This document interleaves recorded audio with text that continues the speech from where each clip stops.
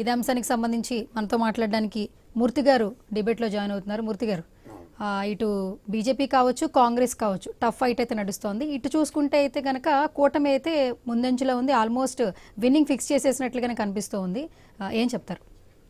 ఇప్పుడు బీజేపీ ఏదైతే ఈ రాముణ్ణి తీసుకొచ్చిందో రాజకీయాల్లో, ప్రజలు చాలా విజ్ఞతగా రాజకీయాలు వేరు మతం వేరు అని చెప్పి వేరు చేయడం, అది ప్రధానంగా 62 సీట్ల గతంలో ఉన్న యూపీలోనే ఈరోజు 33 లీడ్కి పరిమితం చేసింది.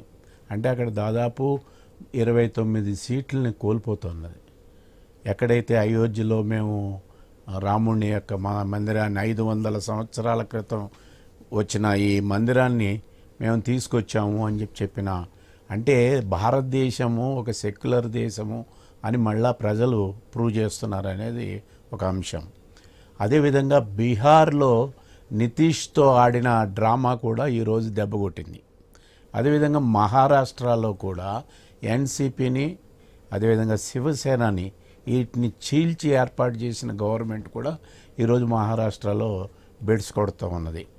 తమిళనాడులో ఒకటి లీడు, కేరళలో ఒక లీడ్ వచ్చినా కూడా గతంలో 26 సీట్లు ఉన్న కర్ణాటకలో ఈరోజు 13కే పరిమితం అవ్వాల్సిన పరిస్థితి ఏర్పడుతుంది. టోటల్గా తాను ఒక్కటి 370 అధికారాన్ని నేను రద్దు చేశాను కాబట్టి 370 నాకు వస్తాయి, మొత్తం కూటమికి 400 వస్తాయి అని చెప్పిన ఏదైతే ఉన్నదో 370 రద్దు చేయడం అనే దాన్ని కూడా ప్రజలు అక్కడ అంగీకరించలే.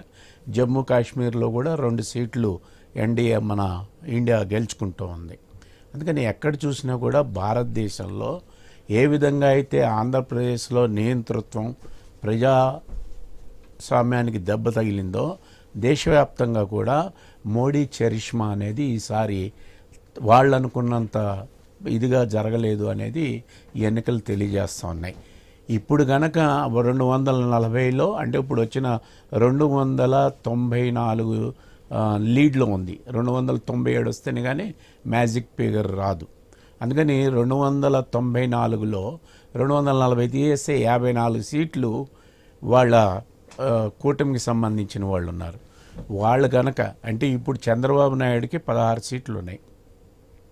చంద్రబాబు నాయుడికి ఆయన కనుక ఎన్డీఏని కాదని, అంటే ఇలా జరుగుతుందని నేను అంటలా, ఎన్డీఏని కాదని సపోర్ట్ చేస్తే మ్యాజిక్ ఫిగర్ని కూడా వాళ్ళు చేరుకోలేరు.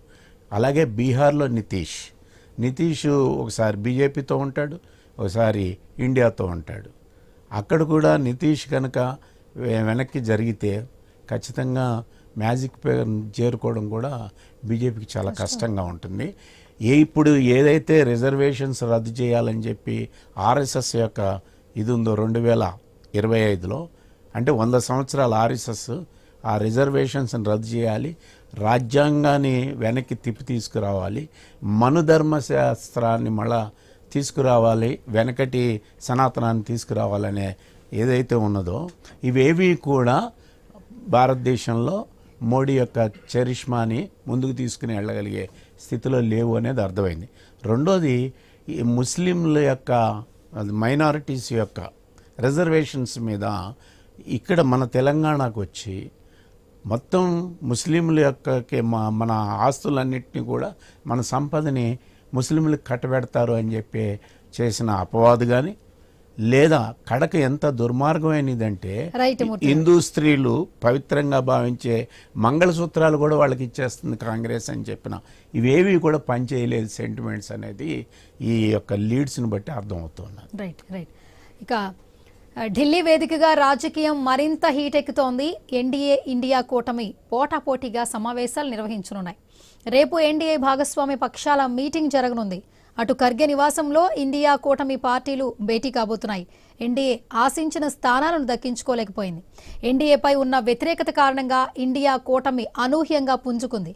ఎన్డీఏ ఇండియా కూటములు పోటాపోటీగా పలు స్థానాలలో ఆధిక్యంలో కొనసాగుతున్నాయి. దీంతో నెంబర్ గేమ్ను కొట్టి పారేయలేమని ఢిల్లీ వర్గాలు చెప్తున్నాయి. అటు అధినేతలు భాగస్వామి పక్షాలను కాపాడుకునే పనిలో ఉన్నారు. ఇదే అంశానికి సంబంధించి మరింత సమాచారాన్ని అందించడానికి మా బ్యూరో చీఫ్ రాజు లైవ్ లో సిద్ధంగా ఉన్నారు. రాజు, ఓవర్ టు యు. సో మొత్తంగా దేశవ్యాప్తంగా 7 విడతల్లో జరిగినటువంటి పార్లమెంట్ ఎన్నికలకు సంబంధించినటువంటి ఫలితాలు ఈరోజు విడుదల కావడం జరిగింది. దేశవ్యాప్తంగా మోడీ 400 సీట్ల టార్గెట్ తోటి రంగంలో దిగి మోడీ కూటమిని విజయం సాధించాలని చెప్పేసి తీసుకున్న నిర్ణయం అంతా కూడా ఇప్పుడు ఈసారి రివర్స్ అయిందని చెప్పేసి చాలా స్పష్టంగా తెలుస్తూ ఉంది.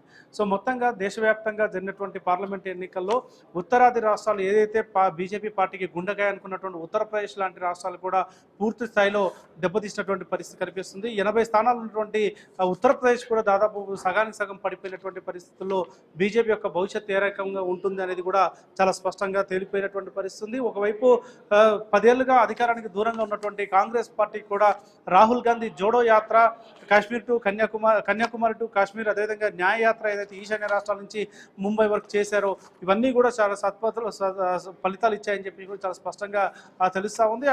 ఇటు తెలంగాణ రాష్ట్రంలో కూడా బీజేపీ మిగతా రాష్ట్రాల కంటే బీజేపీ కాంగ్రెస్తో పోటీ పడి చరి సమానమైన స్థానాలు పంచుకోవడం, అటు కర్ణాటకలో దాదాపు అత్యధిక స్థానాలు వస్తాయి అనుకున్నటువంటి బీజేపీ 12-13కే పరిమితం కావడం, అటు తెలుగుదేశం పార్టీతో జతకట్టినటువంటి ఆ పార్టీ బీజేపీ అక్కడ కొన్ని స్థానాలు కైవసం చేసుకోవడం, ఆంధ్రప్రదేశ్లో లాంటి పరిణామాలు చూస్తే మొత్తంగా బీజేపీని ఇప్పటి వరకు కాపాడుకుంటూ వచ్చినటువంటి నార్త్ ఇండియా మొత్తం ఈసారి హ్యాండ్ ఇచ్చిందని చెప్పుకోవచ్చు. ఒక గుజరాత్, రాజస్థాన్, అదేవిధంగా మధ్యప్రదేశ్ లాంటి రాష్ట్రం మాత్రమే పూర్తి స్థాయిలో వాళ్ళకి సహకరించింది. ఢిల్లీ 7 స్థానాలు సాధించి పెట్టినటువంటి పరిస్థితి ఉంది. 7ట్లో 6. అయితే మొత్తంగా రాజకీయంగా పరిణామాలు చూస్తే భారతదేశంలో 543 స్థానాలకు సంబంధించినటువంటి మ్యాజిక్ ఫిగర్ దాటాలంటే ప్రభుత్వం చేపట్టాలంటే సొంతంగా